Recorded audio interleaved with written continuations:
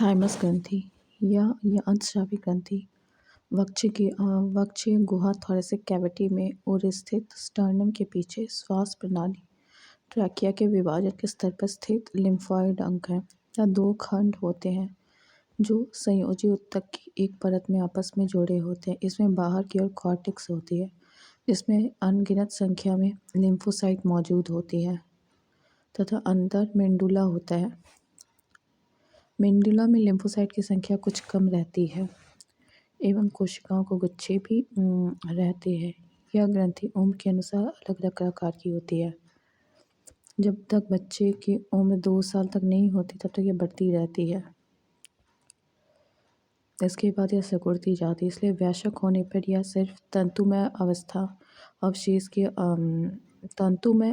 की अवस्था में पाई जाती है।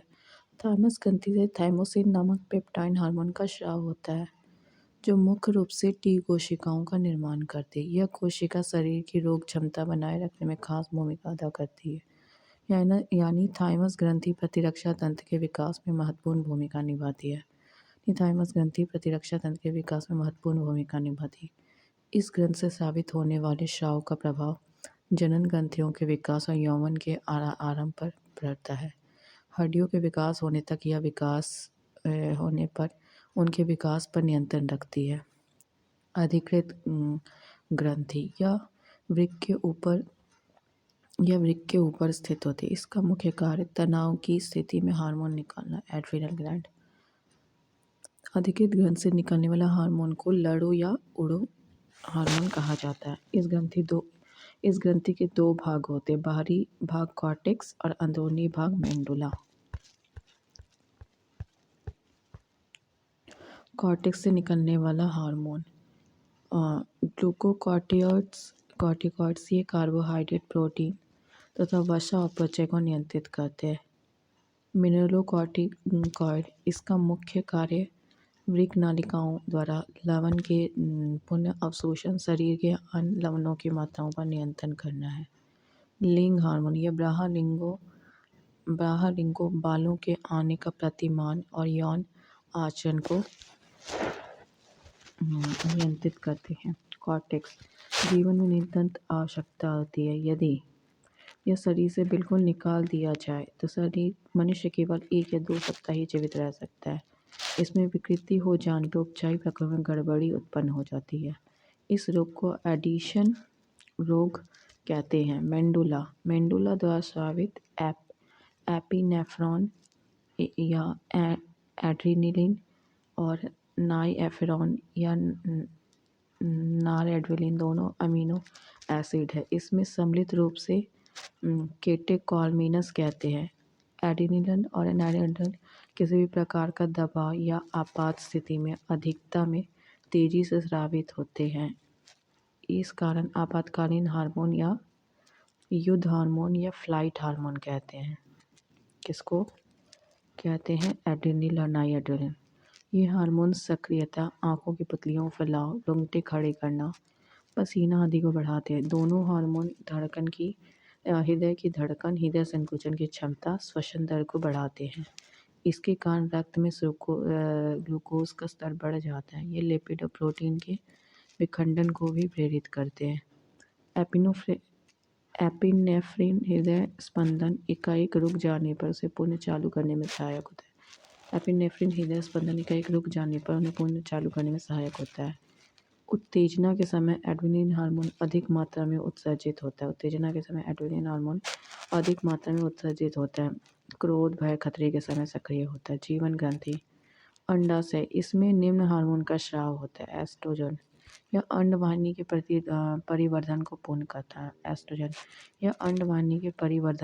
करता है। प्रोजेस्टेरोन यह एस्ट्रोजन का सहयोग कर स्तन वृद्धि में सहायक होता है। फिर रिलैक्सिन गर्भावस्था में यह अंडाशय, गर्भाशय व ओवरा में उपस्थित होता है। यह हार्मोन प्यूबिक सिम्फिसिस को मुलायम करता है और गर्भाशय ग्रीवा को चौड़ा करता है ताकि बच्चा आसानी से पैदा हो सके। वृषण टेस्टिस इसके निकलने वाले हार्मोन को टेस्टोस्टेरोन कहते हैं। यह पुरुष पुरुषोपचोरित लैंगिक लैंगिक लक्षणों के परिवर्धन को और यौन आचरण को प्रेरित करता है। श्वसन तंत्र मनुष्य के श्वसन तंत्र का सबसे महत्वपूर्ण अंग फेफड़ा या फुफ्फुस है, जहाँ पर गैसों का आदान प्रदान होता है, इसलिए इसे फुफ्फुस से श्वसन भी कहते हैं। श्वसन तंत्र के अंतर्गत ये सभी अंग आते हैं जिसमें होकर वायु का आदान प्रदान होता है, जैसे नासा मार्ग, ग्रसनी, लैरिंक्स या स्वर यंत्र, ट्रैकिया, ब्रोंकाई, ब्रोंक्यूल्स, फेफड़े आदि। मनुष्य के श्वसन तंत्र का सबसे महत्वपूर्ण अंग फेफड़ा या फुफ्फुस होता है, जहाँ पर गैसों का आदान प्रदान होता है, इसलिए इसे फुफ्फुसीय श्वसन भी कहते हैं। फुफ्फुसीय श्वसन तंत्र के अंतर्गत ये सभी अंग आते हैं जिनमें होकर वायु का आदान प्रदान होता है, जैसे नासा मार्ग, ग्रसनी, लैरिंक्स, ये स्वर यंत्र, ट्रैकिया, ब्रोंकाइस, ब्रोंक्यूल्स, फेफड़े आदि। नासा मार्ग इसका कार्य सूंघने से संबंधित है। यह श्वसन नाल के द्वार का भी कार्य करते हैं। इसके भीतर की गुहा म्यूकस कला में स्तरित होती है। यह स्तर लगभग ½ लीटर म्यूकस प्रतिदिन स्रावित करती है।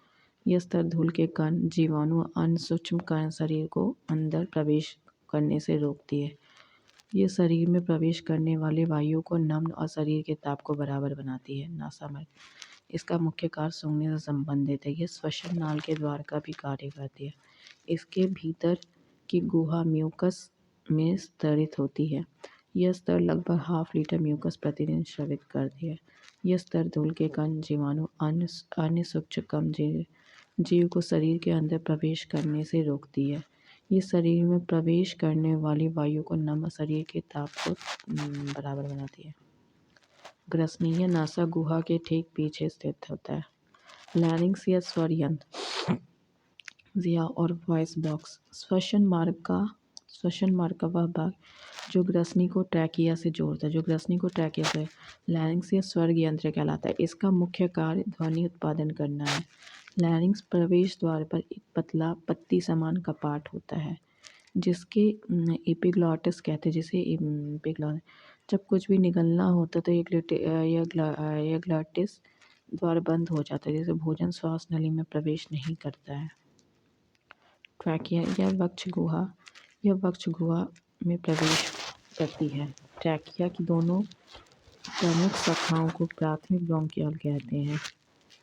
दायां ब्रोंकिया 3 शाखाओं में बंटकर दाईं ओर के फेफड़े में प्रवेश करती है। बायां ब्रोंकियल केवल 2 शाखाओं में बैठकर बाईं ओर प्रवेश करती है। फेफड़ा वक्ष गुहा में एक जोड़ी फेफड़ा होते हैं। इनका रंग लाल होता है। इनकी रचना स्पंज के समान होती है। दायां फेफड़ा बाएं फेफड़े की तुलना में बड़ा होता है। प्रत्येक फेफड़ा एक झिल्ली द्वारा घिरा होता है, जिसे प्यूरल मेम्ब्रेन कहते हैं। फेफड़े में रुधिर कोशिकाओं का जाल बिछा रहता है। यहाँ पर O2 रुधिर में चली जाती है और CO2 बाहर आ जाती है। श्वसन की प्रक्रिया को 4 भागों में बांटा जा सकता है। बाह्य श्वसन, गैसों का परिवहन, आंतरिक श्वसन, कोशीय श्वसन। बाह्य श्वसन निम्न 2 पदों में विभक्त होता है: श्वासोच्छ्वास और गैसों का विनिमय। श्वासोच्छ्वास फेफड़ों में निश्चित दर से वायु भरी व निकली जाती है। श्वासोच्छ्वास वृद्धि जिसे सांस लेना श्वासोच्छ्वास कहते हैं। श्वासोच्छ्वास की क्रिया निःश्वसन, इंस्पिरेशन। इस अवस्था में वायु वातावरण से वायु पथ द्वारा फेफड़ों में प्रवेश करती है, जिससे वक्ष गुहा का आयतन बढ़ जाता है और फेफड़ों में एक निम्न दाब का निर्माण हो जाता है, जिससे वायु वातावरण से फेफड़े में प्रवेश करती है। यह हवा तब तक प्रवेश कर जब तक कि वायु का दाब शरीर के भीतर और बाहर बराबर न हो। उच्छ्वासन इसमें श्वसन के पश्चात की वायु उसी वायु पथ के द्वारा फेफड़े से बाहर निकलकर वातावरण में पुनः लौट जाती है, जिस पथ से वह फेफड़े में प्रवेश करती है। श्वासोच्छ्वास में वायु का संगठन: अंदर की वायु 78.09%, ऑक्सीजन 21%, कार्बन डाइऑक्साइड 0.03%। बाहर निकली गई वायु 78.09%, 17% मतलब सेम है नाइट्रोजन, और 17% है ऑक्सीजन और 4% कार्बन डाइऑक्साइड निकलता है। श्वसन द्वारा लगभग 400 मिलीलीटर प्रति पानी प्रतिदिन हमारे शरीर से बाहर निकलता है। सांस द्वारा लगभग 400 मिलीलीटर पानी प्रतिदिन हमारे शरीर से बाहर निकलता है। गैसों का विनिमय, एक्सचेंज ऑफ गैसेस। गैसों का विनिमय फेफड़े के अंदर होता है कि गैसीय विनिमय घुली अवस्था में या विषरण प्रणवता के आधार पर साधारण विषरण के द्वारा होता है। फेफड़े में ऑक्सीजन कार्बन डाइऑक्साइड रोगों का विनिमय उनके दावों के अंदर के कारण होता है। फेफड़ों में ऑक्सीजन और कार्बन डाइऑक्साइड गैसों का विनिमय उनके दावों के अंदर के कारण। इन दोनों गैसों के विषरण की दिशा एक दूसरे से विपरीत होती है। इन दोनों गैसों की दिशा एक दूसरे। गैसों का परिवहन। गैसों का O2 और CO2 फेफड़ों से शरीर की कोशिकाओं तक पहुंचता है। पुनः फेफड़ों तक वापस आने की क्रिया को गैसों का परिवहन करता है। गैसों का ऑक्सीजन CO2 शरीर से बाहर की कोशिकाओं तक पहुंचना पुनः फेफड़ों तक वापस आने की क्रिया को गैसों का परिवहन कहते हैं। ऑक्सीजन का परिवहन रुधिर में पाए जाने वाले लाल वर्णक हीमोग्लोबिन का द्वारा होता है। कार्बन डाइऑक्साइड का परिवहन कोशिकाओं से फेफड़े तक हीमोग्लोबिन के द्वारा केवल 10 to 20% तक हो पाता है। कार्बन डाइऑक्साइड का परिवहन कोशिकाओं से फेफड़ों तक हीमोग्लोबिन के द्वारा केवल 10 to 20% तक ही हो पाता है। कार्बन डाइऑक्साइड का परिवहन रक्त परिसंचरण के द्वारा अन्य प्रकार से भी होता है। प्लाज्मा में घुलकर CO2 प्लाज्मा में घुलकर कार्बोलिक एसिड बनाती है। इस रूप में 7% रक्त का परिवहन होता है। ब्रोंकाइटिस के रूप में बाइकार्बोनेट्स के रूप में CO2 का लगभग 70% भाग परिवहन होता है। यह रुधिर के पोटाशियम एवं सोडियम के साथ मिलकर पोटाशियम बाइकार्बोनेट और सोडियम बाइकार्बोनेट का निर्माण करती है। आंतरिक श्वसन। शरीर के अंदर रुधिर और ऊतक के बीच गैसीय विनिमय होता है, उसे आंतरिक श्वसन कहते हैं। शरीर के अंदर रुधिर और आंतरिक श्वसन में फेफड़े में होने वाले गैसीय विनिमय को बाह्य श्वसन कहते हैं। इसमें जब रुधिर कोशिकाओं में पहुंचता है तो ऑक्सीजन विमुक्त होता है। खाद्य पदार्थों का ऑक्सीकरण होता है जिससे भोजन विमुक्त होती है। फेफड़ों में होने वाले गैसीय विनिमय को बाह्य श्वसन कहते हैं। इसमें जब रुधिर हीमोग्लोबिन कोशिकाओं में पहुंचता है ऑक्सीजन विमुक्त होता है। खाद्य पदार्थ ऑक्सीकरण होते हैं जिससे ऊर्जा विमुक्त होती है। कोशीय श्वसन। खाद्य पदार्थों के पाचन के फलस्वरूप प्राप्त ग्लूकोज का कोशिका में ऑक्सीजन द्वारा ऑक्सीकरण किया जाता है। इस क्रिया को कोशिकीय श्वसन कहते हैं। कोशिकीय श्वसन दो प्रकार के। अनॉक्सिक श्वसन, जो श्वसन ऑक्सीजन की अनुपस्थिति से अनॉक्सिक श्वसन कहते हैं। इसमें ग्लूकोज बिना ऑक्सीजन के मांसपेशियों में लैक्टिक एसिड और बैक्टीरिया में ईस्ट की कोशिकाओं में इथाइल अल्कोहल में विघटित हो जाती है। इसे शर्करा किण्वन भी कहते हैं। इसके अंतर्गत होने वाले संपूर्ण प्रक्रम को ग्लाइकोलाइसिस कहते हैं। अनॉक्सिक श्वसन के अंतर्गत पाइरूविक अम्ल बनता है। अनॉक्सिक श्वसन प्राय जीवों में गहराई पर स्थित ऊतकों में अंकुरित होते बीजों में एवं फलों में थोड़े समय के लिए होता है, परंतु ईस्ट और जीवाणु में प्राय पाया जाता है। ऑक्सीय श्वसन। यह श्वसन की ऑक्सीजन की उपस्थिति में होती है। इसमें श्वसनीय पदार्थ का पूरा ऑक्सीकरण होता है जिसके फलस्वरूप CO2 और H2O बनते हैं। काफ़ी मात्रा में ऊर्जा विमुक्त होती है। ये ऑक्सीजन की उपस्थिति में होती है। इसमें श्वसन पदार्थ का पूरा ऑक्सीकरण होता है जिसके फलस्वरूप CO2 और H2O बनते हैं। काफ़ी मात्रा में ऊर्जा उत्पन्न होता है। C6H12O6 + 6O2 इसको रिएक्शन क्या होता है 6CO2 + 6H2O + 2830 किलो जूल ऊर्जा 2830 कोशिकीय श्वसन में होने वाली जटिल प्रक्रिया को दो भागों में बांटा गया। ग्लाइकोलाइसिस। इसका अध्ययन सर्वप्रथम एमडेन मेयरहॉफ पार्सन ने किया, जिसे EMP पथ भी कहते हैं। इसका अध्ययन सर्वप्रथम एमडेन मेयरहॉफ पार्सन ने किया, इसलिए इसे EMF पथ भी कहते हैं। इसे अनॉक्सिक श्वसन या शर्करा किण्वन भी कहा जाता है। इसमें ऑक्सीजन की अनुपस्थिति में ऊर्जा विमुक्त ऊर्जा यह अवस्था ऑक्सीजन ऑक्सी दोनों प्रकार के श्वसन में उपस्थित होती है। यह ऊर्जा ऑक्सीजन ऑक्सी दोनों प्रकार के श्वसन में उपस्थित रहती है। एक ग्लूकोज का अणु का ग्लाइकोलाइसिस में विघटन के फलस्वरूप पायरुविक अम्ल के दो अणु बनते हैं। ग्लूकोज अणु का ग्लाइकोलाइसिस में विघटन के फलस्वरूप पायरुविक अम्ल के दो अणु बनते हैं। इस प्रक्रिया को आरंभ करने में दो अणु एक ग्लूकोज अणु का ग्लाइकोलिसिस में विघटन के फलस्वरूप पायरुविक अम्ल के दो अणु बनते हैं। इस प्रक्रिया को आरंभ करने में दो अणु एटीपी एडिनोसिन ट्राइफॉस्फेट व्यय होते हैं, किंतु प्रक्रिया के अंत में चार अणु एटीपी प्राप्त होते हैं। ग्लाइकोलाइसिस के फलस्वरूप दो अणु एटीपी प्राप्त होते हैं, अर्थात 16,000 कैलोरी ऊर्जा प्राप्त होती है। ग्लाइकोलाइसिस में ऑक्सीजन की आवश्यकता नहीं होती है। यह प्रक्रिया अनऑक्सी और ऑक्सी एक समान होती है। इसमें हाइड्रोजन के चार परमाणु बनते हैं जो NAD को N2NADH2 में बदलने का काम आता है। क्रेब्स चक्र इसका वर्णन हेन्स क्रेब्स ने 1937 में किया। इसको साइक्लिक अणु चक्र या ट्राइकार्बोक्सिलिक चक्र भी कहा जाता है। यह माइटोकॉन्ड्रिया के अंदर विशेष एंजाइम की उपस्थिति में संपन्न होते हैं। एटीपी के दो अणु बनते हैं। इस चक्र में हाइड्रोजन के दो परमाणु 5 बार विमुक्त होते हैं। पूर्ण चक्र दो अणु पायरुविक अम्ल के होते हैं, अतः कुल 6 अणु कार्बन डाइऑक्साइड के बनते हैं। हमारे तंत्र में अधिकतम एटीपी अणुओं का निर्माण क्रेब्स चक्र के दौरान होता है।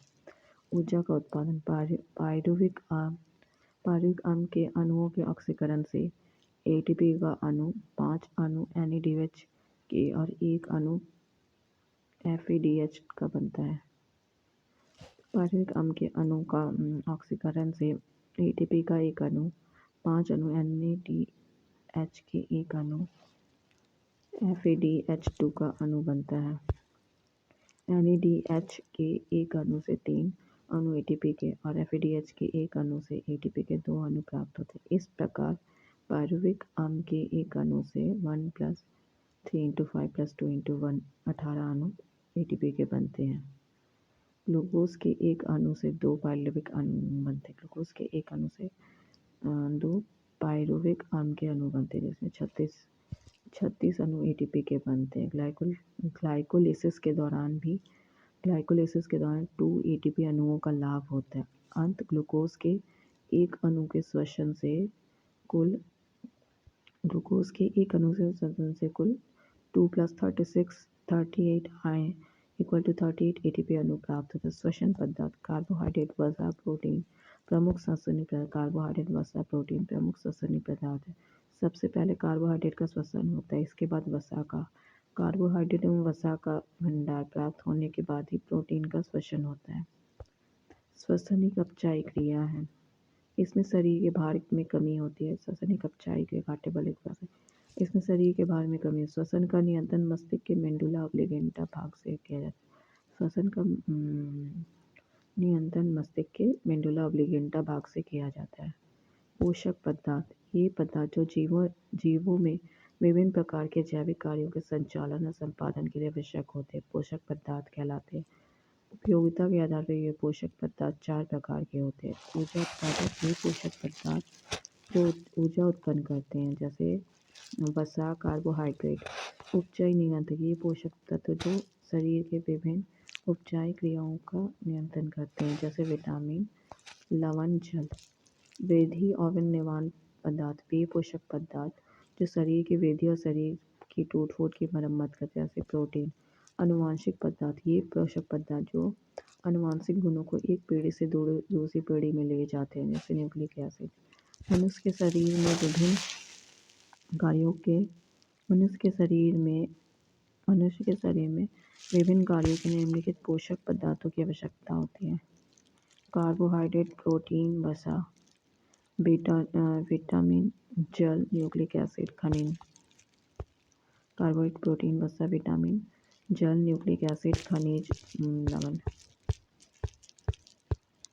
Carbohydrate, carbon, hydrogen, oxygen.